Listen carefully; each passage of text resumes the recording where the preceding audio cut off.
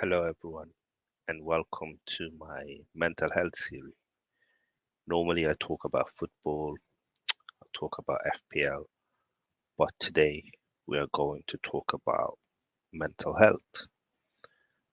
I mean, we live in a society today where a lot of people struggle with mental health.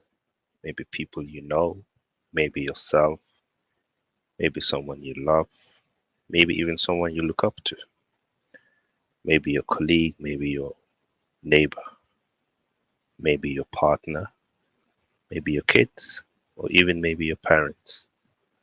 So, why is it that it's so hard to talk about mental health?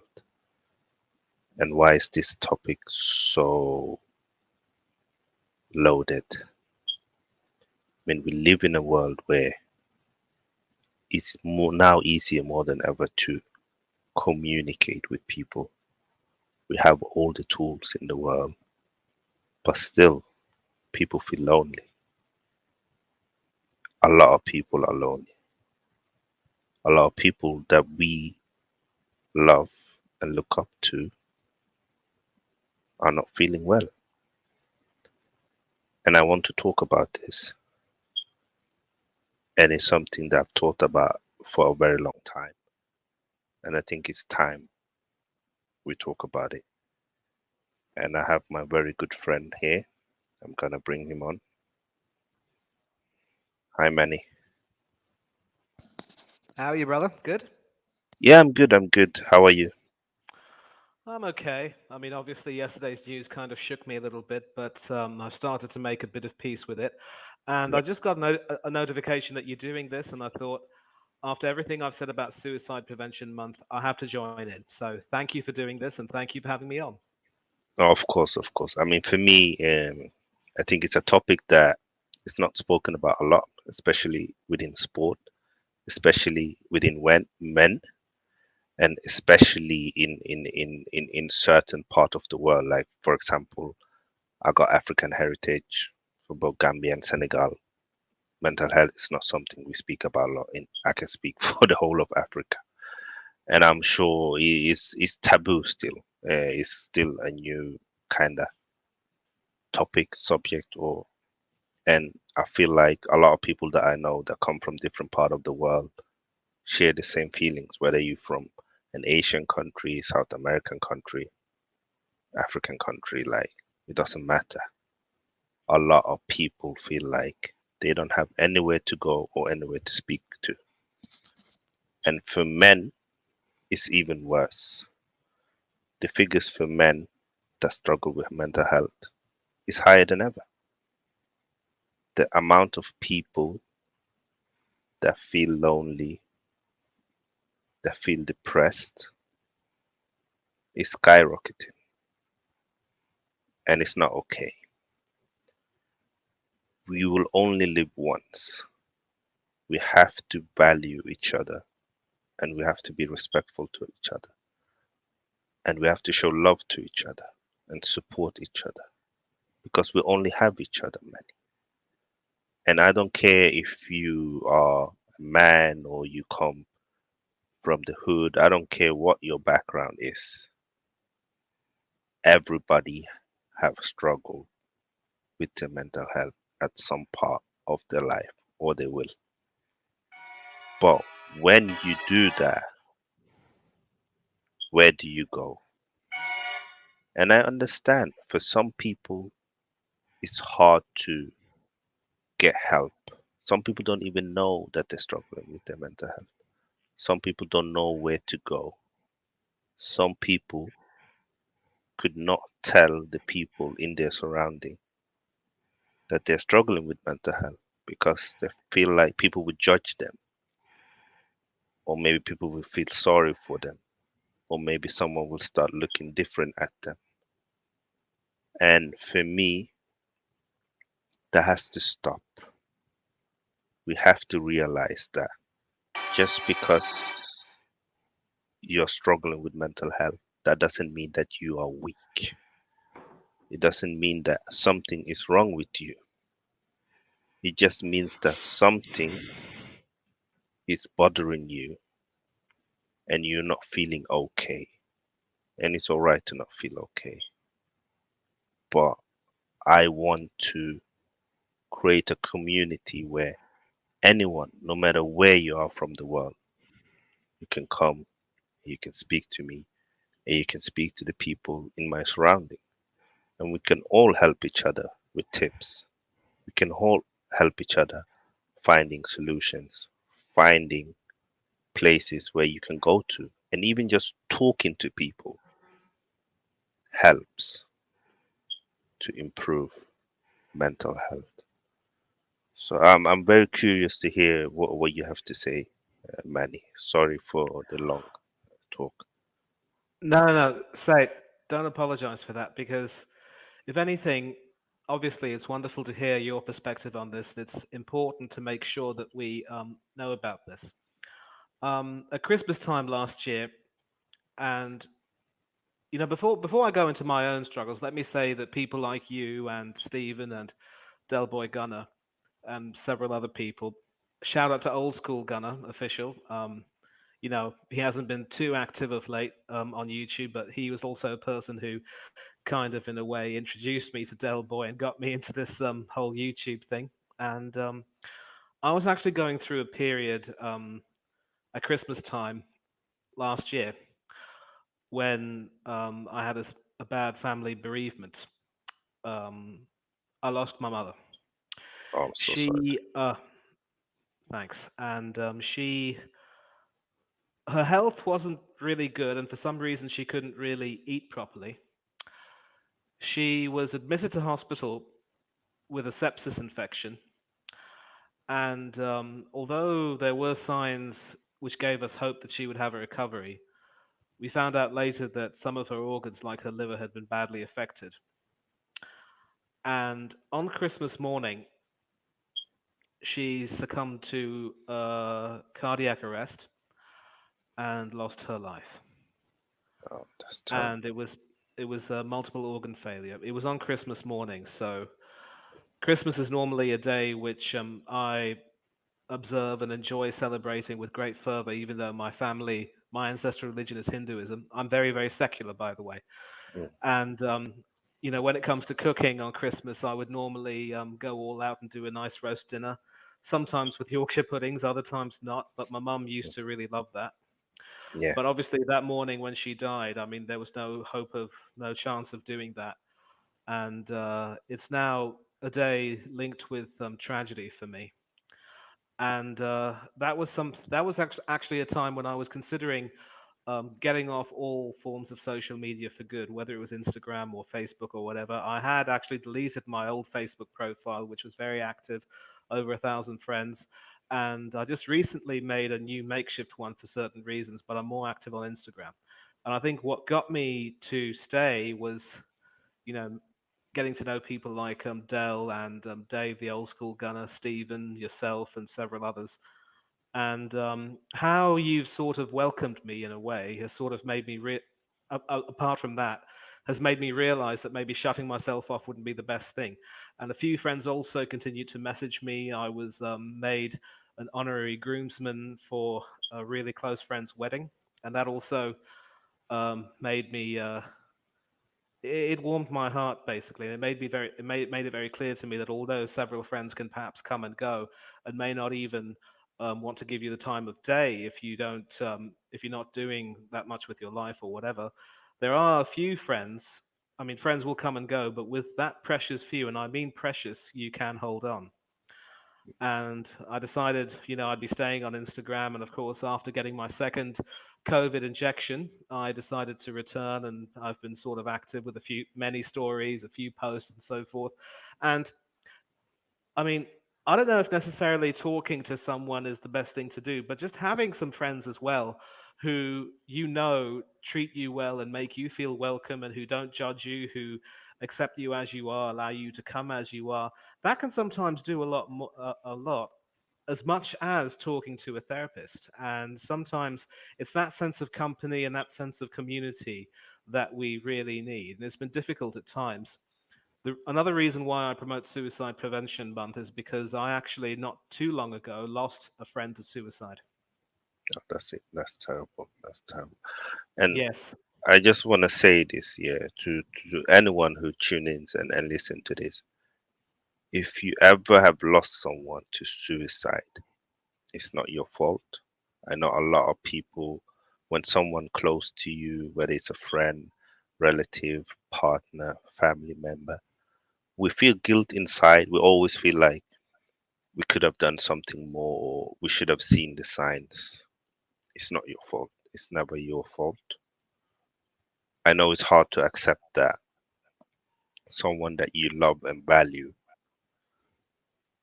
was in such a bad state that they didn't feel it was worth living anymore. But please, guys, if you have been in these situations, do your research and talk to people. And the reason why I say do your research because there's a lot of good articles out there that talk about these subjects that are way more educated about this and go deeply on why people commit suicide and why it's not your fault and why you shouldn't feel any guilt. And secondly as well, what I want to say is that it is okay to be sad sometimes as a human.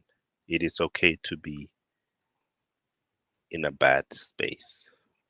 What you don't want is to be stuck in that bad feeling. I think everybody needs love and affection as humans naturally. We need that. And unfortunately, not everyone gets that. Not everyone, like, I used to say this a lot, like, a lot of us have grown up and we probably never heard our fathers say, I love you, son. A lot of people have never heard their own father tell them, I love you. And it's not because your father's, my father's, or anyone else's father doesn't love you. It's because they grew up in a society where showing those kind of emotions was not normal. And because it wasn't normal, they won't learn to do it because they've never heard it themselves. And their fathers and their grandfathers and their fathers' fathers. It's the same. But I feel like we need to break that cycle because we live in a world right now where there's so much more pressure today. There's pressure on how you look, there's pressure on how you behave, there's pressure on how successful you are, there's pressure on what kind of brands do you buy, it's pressure on everything. Like it's pressure on small kids to perform well in whether it's sports, whether it's in school, like and these things did not exist before. There's a lot of things that is beautiful with social media, like this, for example. This is the beauty of social media. But this also comes with the dark side. So many men, so many women, so many girls, so many boys, or whatever you see yourself as, who feel this pressure and they get stressed, and it takes so much energy from people, and they don't know what to do with it. And this is why I feel like I want to discuss this. I want to talk about these things because they do exist. And we can't, I feel like everyone who do content, if you have a platform and people trust you and they look up to you, even if it's once a year, try to have one day of the year where you speak about mental health and depressions and people's struggles. Because a lot of people that tune in and listen to you may be depressed and you may be their light, whether you realize it or not. And we can only become powerful if we are all united. Like this dream isn't about money or fame or anything like that. This dream is about talking about something that is killing people. Mental health kills people. And I feel like if we one day can prevent someone from not killing themselves, then that's the only thing that matters for me. And I heard when I heard you, and to everyone out there that have lost someone, whether it's a mother, a father, a kid, or anyone you love,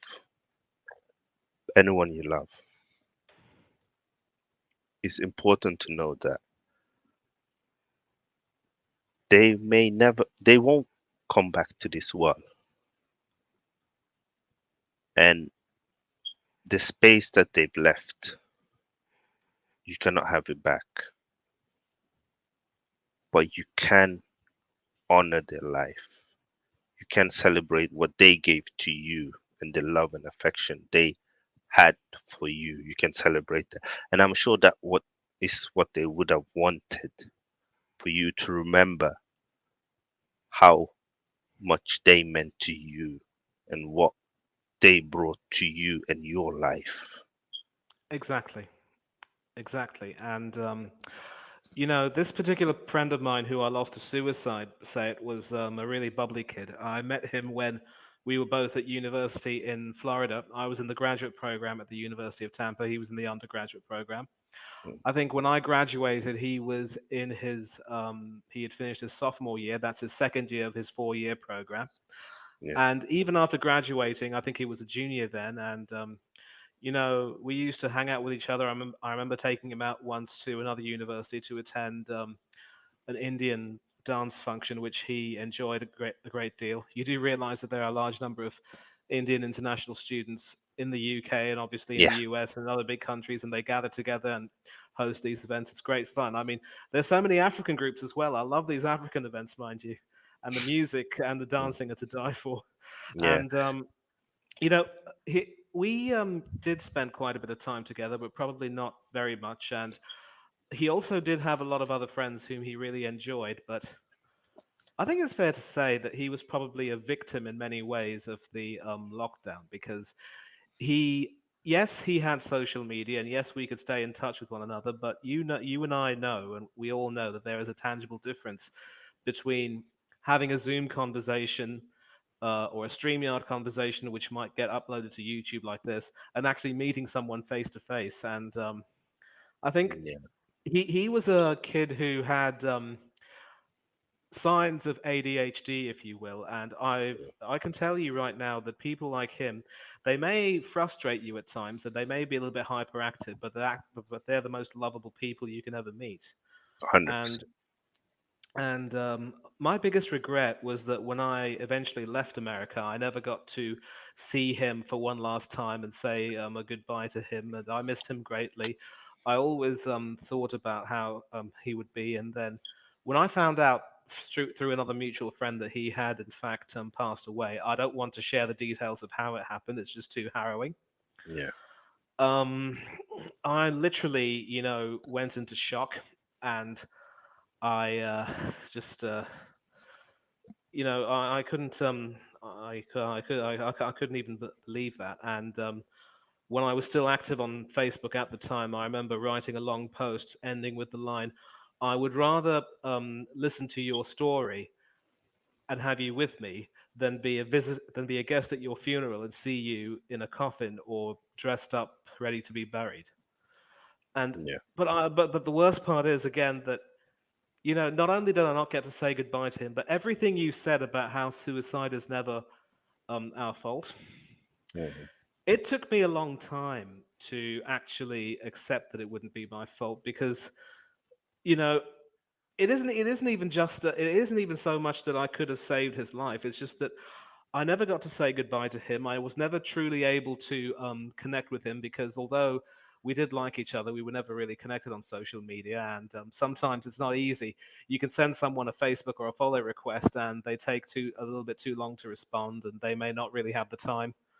And I just didn't have a way of keeping in contact with him, and it was horrible, and I had to process a lot of emotions. And I wrote that post and said, please talk to each other, and please try and uplift yourselves. And every time there is mention of Suicide Prevention Month, I carry his name in my heart.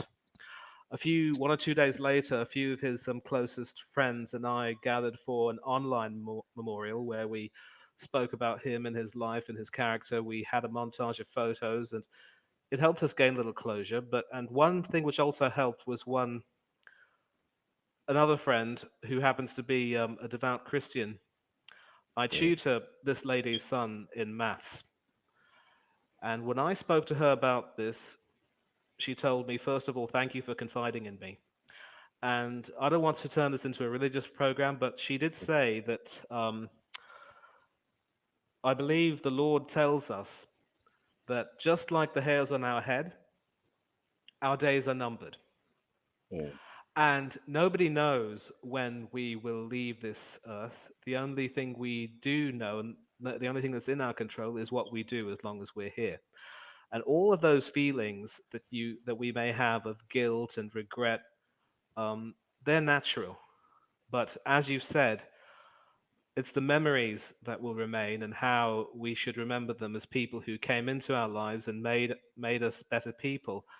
And I suppose, it's almost allegorical, but if you can leave people in this world in a better position than when you first met them, I guess in some ways maybe they can feel maybe that can be something for which you can be grateful for them. It will not erase the pain and the shock of seeing them depart in such a way, but all we can do is remember them. And I remember, I think, whenever I think of Suicide Prevention Month, the month of September, his name pops into my head, and all I can say is that for a person like him and for people like my mother, she never committed suicide, but her death also weighed heavily on me. And I now know that shutting myself away and trying to avoid people is not really the best thing to do. And sometimes a network of friends is the mm. best thing.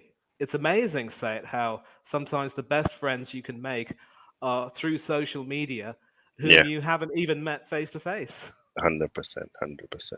And I want to say this: if there's anyone out there that's tuned into this stream and you are struggling, like, you can always contact me.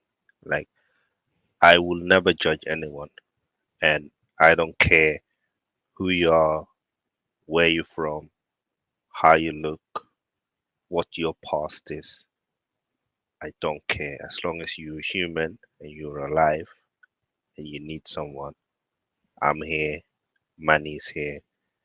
And everyone that's tuned in to this live stream, I guarantee you are nice people. No one is here to judge anyone or say anything terrible about anyone. I've put in a link in the chat. It's a very good link. It's a link you can read about why it's not your fault if someone you care about or love commits suicide. And this is important, guys, because almost everyone knows someone who's committed suicide. Almost everyone knows someone they love that have died. And it's part of life. I remember when I was a teenager and I lost my cousin, and may his soul rest in peace, Omar. Like, I'm the oldest child, so Omar was older than me. So when he came into my life, I felt like he was the big brother I never had. So he was the first one to teach me how to drive. He taught me how to do a lot of things in life. And he was so nice to me. And he's probably the only person I've met that I've never seen be angry. He always had a smile on his face. Almost the kind of guy that even if something is wrong with him, you could never tell. because he always wants the people around him to be happy. So I remember when I lost him, it was so strange because I didn't see it coming. Like he was 30 years old, he was strong as an ox. Like it was so weird. Like it was nothing I could have predicted, and I was so angry for many years. Like I used to do things that I'm not proud of. Like I used to fight people. Like I used to get into trouble. And I just saying this because people who may see me now on social media may see me as someone who's very calm and relaxed and nice. But I want you to know that if you're in a space where maybe you're not nice, like there is a tomorrow. It's never too late to change and improve. So as I said, I'm not here to judge anyone, but yeah, it was tough. It was tough mentally. And when you're a teenager, you don't know about mental health, especially like 10, 15, 20 years ago. No one in our school ever talked to us about mental health. Like no one in our school talks about how do you deal when you lose someone that you love. Like, and it's sad because I needed it. A lot of students needed it. I'm lucky that I've I'm a for those who don't know, I'm a Muslim, yeah. So I don't drink, I don't smoke. But there are Muslims who drinks and smokes. But I was lucky that I've always like when I grew up, I saw people around me like when I was 12, 13, 14 years. They used to drink a lot. And whenever they started to drink, I used to hate who they became because when you are 14, you're not supposed to drink vodka. Like you're not supposed to do that. And they used to become, very aggressive and every time afterwards they used to tell me they regretted, they were crying, they were throwing up because they were so young and so emotional. So alcohol was never the solution. So also because I saw that and because of my faith, I always told myself, I'm never going to drink because I couldn't see the benefit of it. But I can just imagine if I hadn't had that experience or that belief, I could have become an alcoholic. I could have become an drug addict. And this is why when I see someone who is an alcoholic or got drug issues, I don't judge them because there could be a story there that I don't know about or that you don't know about or that we don't know about where have taken them there. Because most people that are happy and healthy don't turn to drugs or to alcohol for a solution to solve their pain. And don't be judgmental, guys. Like even today, like it's hard for men to be emotional in front of the camera. I mean, I've seen some of the comments about Marquinhos, for example. I know we are changing a bit of a topic. So if you tune into this stream and you don't know Marquinhos is a player who plays for Arsenal. He's come from the gutter in Brazil and he played his first game for Arsenal on Thursday and he scored in his first senior game and he was crying and people on social media call him weak. And this is a problem. Like, we should not identify someone sharing tears to someone being weak. It's two very different things. It was tears of joys, it was tears of relief. And only someone who's strong can show their inner self and their emotions to the whole world. It takes a lot. A lot of people want to cry, but they can't cry in front of people. A lot of people want to scream out that I'm in pain, I'm sad, but they can't. And this is where I want this stigma, this taboo to be emotional, whether you are a man or whoever you are, whatever you identify yourself as. It is okay to become emotional. It is okay to cry. You are not weak because you're crying. And if you feel weak, make sure people around you know how you're feeling, or someone who's not close to you, because sometimes it's easier to talk about things that disturb us to someone we don't know because we feel like they won't judge us, or even if they do, because they don't know me, it doesn't matter as much. And I see a lot of people have tuned in. I wasn't expecting it, but I'm so glad to see it. I'm so glad to see that people are coming in and commenting. And even if you don't want to comment, like, as I said, like, you can DM me, you can send me a message. Like, we are building a community that is based on love and affection. We are not here to be greedy or hungry. And I read something on NHS webpage, and I'm going to I'm going to read it to everyone. Why don't you And share it's, it if you have the page? yeah, and I'll share it as well. I'm gonna put it in the link, and I'm gonna share it on the screen so you can see what it is that I'm reading, because I do feel like information, if it is good, can be very helpful. And it says 5 steps to mental well-being. And the first tip is to connect with other people.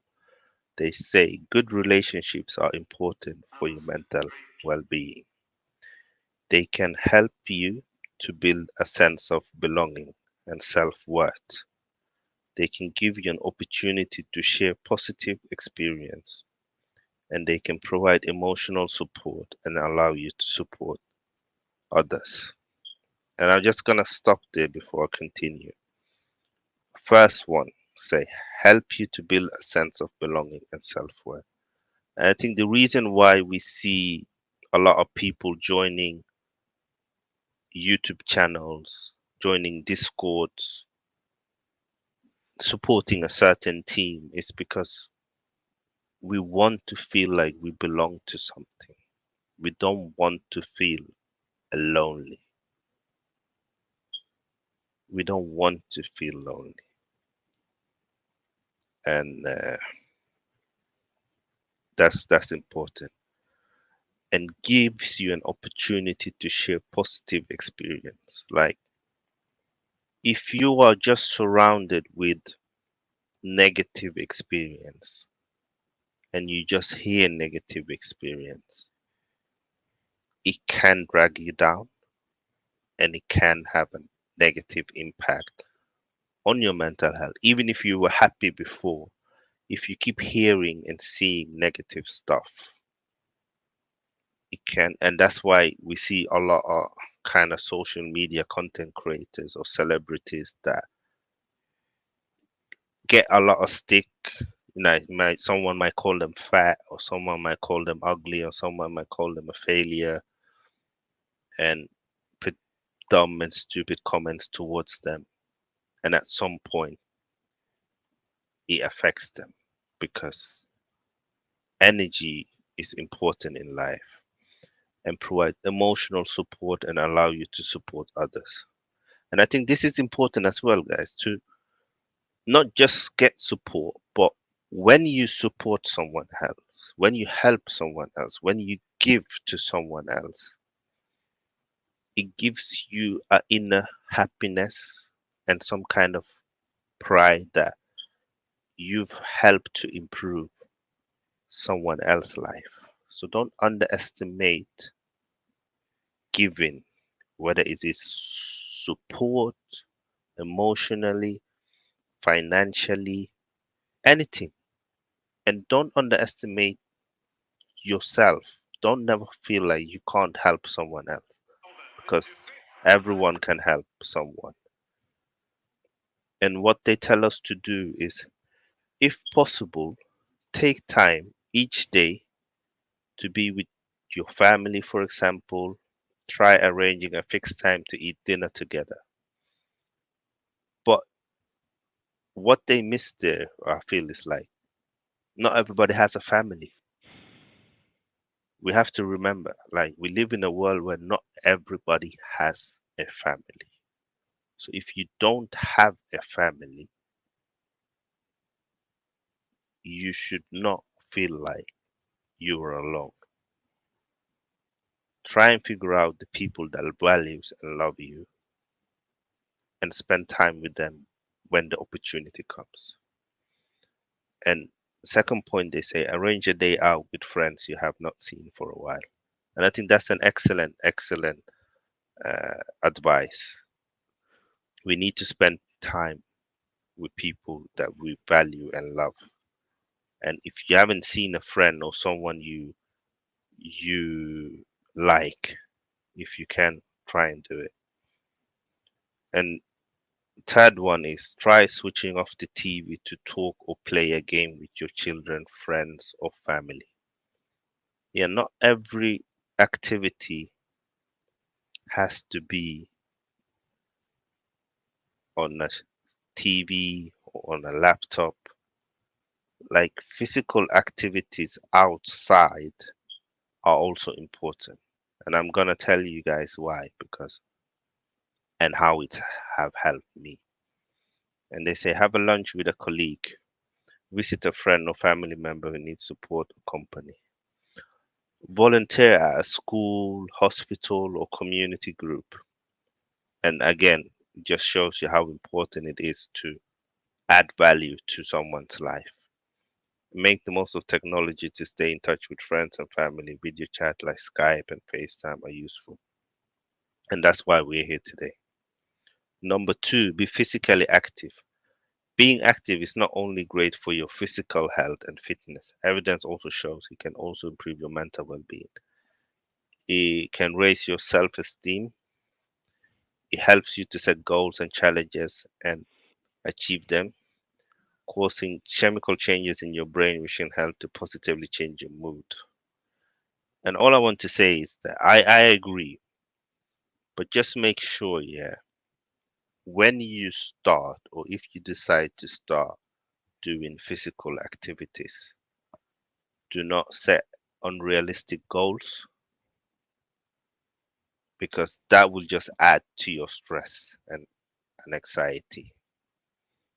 Set small goals so every time you reach them, you've reached them without pressure and you can feel good about yourself because you've reached them. Like I'm in a situation where I couldn't see my wife and children because they are abroad. They are in Gambia and I'm in the UK. And physical activity training has helped me a lot because number one, it takes me outside from my house. Number two, whilst you are training, your focus is on training. So you're not thinking about, of course, you will always, like your wife and your children will always be in your mind, but it won't be the main focus while you're doing your physical activities. Number three, mentally, it helped me to set goals and take care of my body and making sure that I wasn't in pain physically or I was in less pain physically because I was getting stronger and I was fixing my bad back and yeah, it's really helped me. And I do think that anyone who don't do any physical activities, you don't have to do it to get a six pack, you don't have to do it to get big biceps, but it's good to do something. It's good to do physical activities. And if you can do it, and if it is to take a walk every day, please do it. It's important both for your body, but for your brain and for yourself. Like do it for yourself. That's that's my view on it. On and they got another one here. It says learn new skills, and it tells us that research shows that learning new skills can also improve your mental well-being, boosting your self-confidence and raising your self-esteem. It helps you to build a sense of purpose, and it helps you to connect with others. And we keep hearing this word connect, and it's important. Like as humans, naturally, we need to connect with each other. We need to help each other.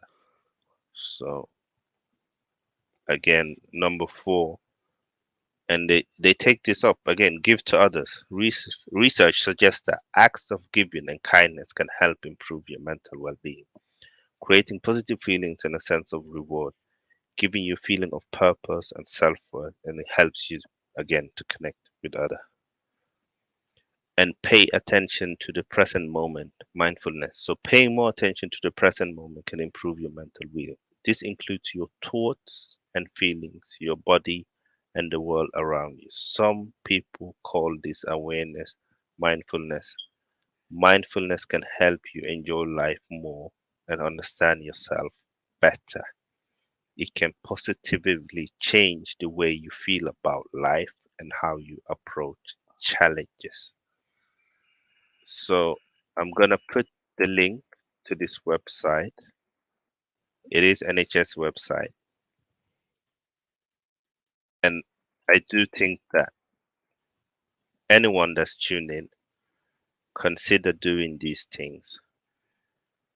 Consider that as long as you are alive, there is hope that it will be better.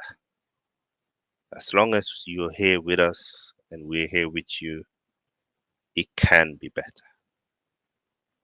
You Like are never alone. you're never alone, and it's not permanent. Like whatever you're feeling, whatever is bothering you, it doesn't have to be permanent. It can get solved and it can be better, and there's hope. And I'll do way more streams about these topics and subjects, and I'll do way more research, and I'll talk about situ- like own life experiences. We'll talk about others' life experiences, and anyone who ever wants to join and feel like they have something they want to say, you'll always be welcome to say your story, because only through connecting with each other, only through talking about what's happened to us is the only way we can move forward. Any last word you want to add before? No, I mean, like, I can't say anything which will only end up being a repetition of what you're saying, and everything that you've said regarding, keeping physically active, trying to learn a new skill. You're preaching to the choir, and this is another area where social media can also be very helpful because um, we haven't really spoken about the evils of social media, in my opinion. And it brought me back to what you were saying about how several people went on social media, I'm assuming Twitter, to call Marquinhos weak. And if you will recall, Seth, when Richarlison had his debut against Marseille in the Champions League and scored those two goals, there was a picture of him celebrating tearfully with his father, which also went viral. I don't know if people had the temerity to call him weak for that. But one thing which I personally will never do as a sports fan is judge negatively anyone who celebrates in such an emotional way. Because we do not know, we could only understand how much it would mean to them. And we see with these Brazilian players coming from um, these from the favelas, either in Rio or elsewhere in Brazil, wherever they're from, coming up from poverty and doing as well as they can. How much it means to them and their family that they've started to make it in a way. We cannot just mock that, and it's disgusting that people do. And that aside, people also see social media, a lot of the positive images of happiness and style and so forth. What people tend to forget is that social media is nothing but a highlights reel. And just as you talk about how we shouldn't set unrealistic expectations when we're trying something new, what social media does is create all of these unrealistic expectations. And sometimes it's up to us to tell ourselves,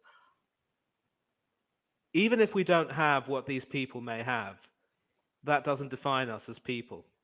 And the true ones are the ones who will always reach out to us and love us, no matter how happy they may be. And they'll be the first to tell you that, as happy as they may look, they deal with their own issues. I want to shout out an exceptionally wonderful friend, Olivia Jean Can Hamilton, who um, is a great friend of mine. I've known her since she was a freshman at that same university, and we've been friends ever since. And she was also a person who reached out to me a great deal when I was suffering from COVID, and also when I lost my mum. And I still struggle with the guilt of never knowing that she lost her own mum to a tragic accident, not being there for her. But she said, "Mate, you don't need to feel sorry about that. As long as we have each other now, we will make sure that we're here for each other."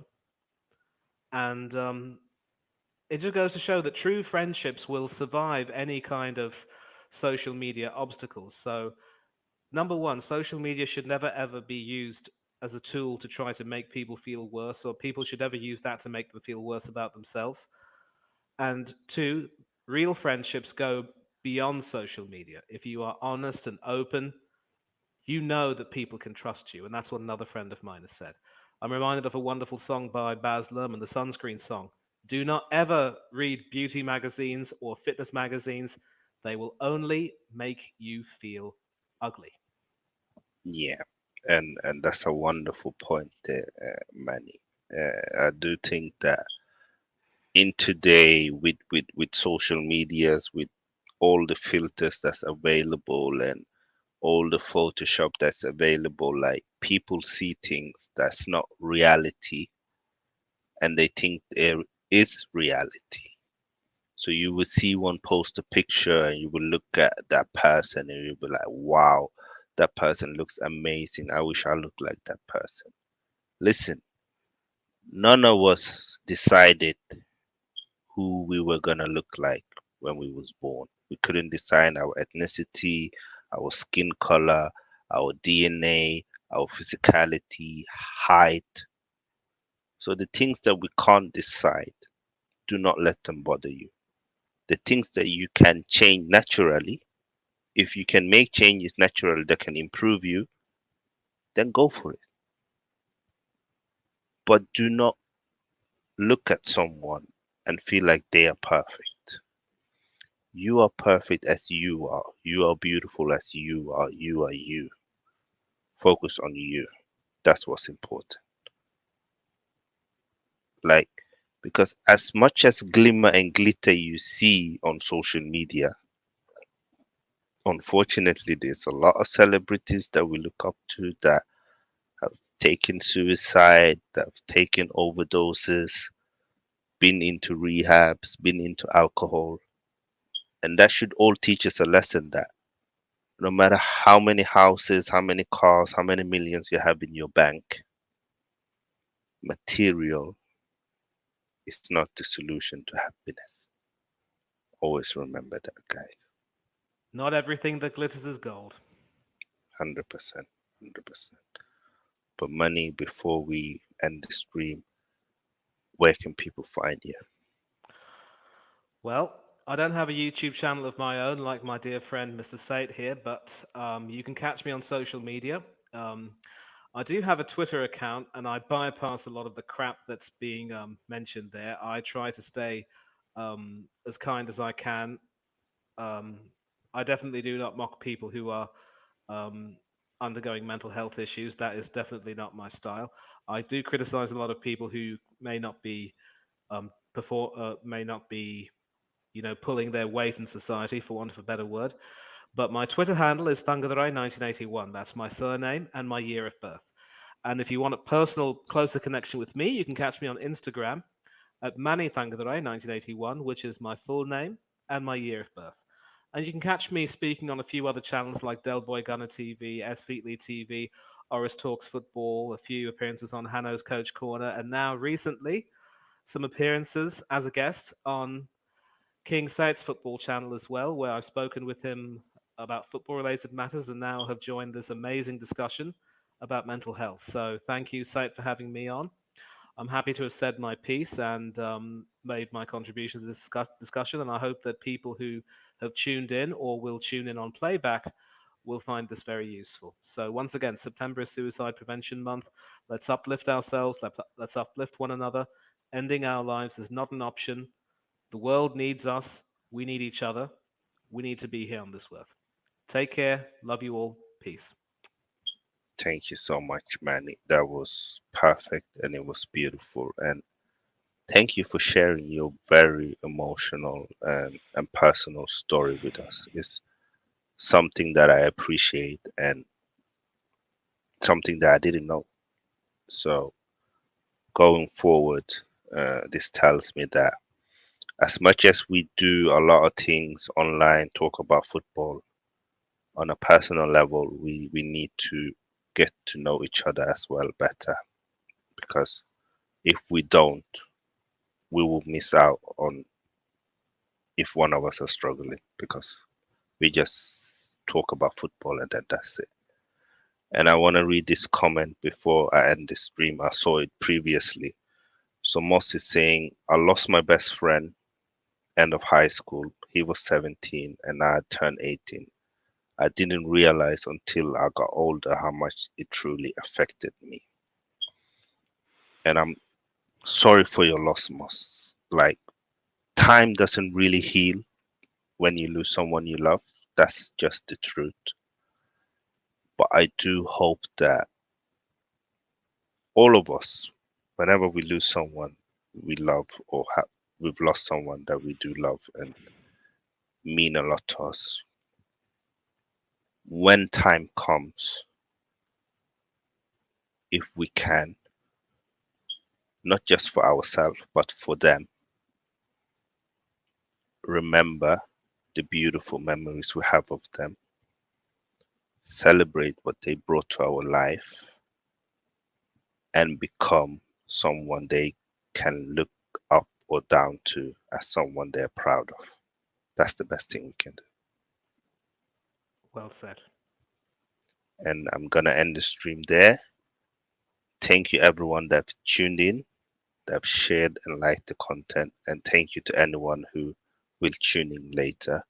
If you want to DM me anywhere on Instagram or on Twitter, it's King's Football Show. That's my social media. And I'm just gonna quickly put it here in my name so you can see anyone. If you need contact me, don't worry, do it. And I'm here for you. And we are now officially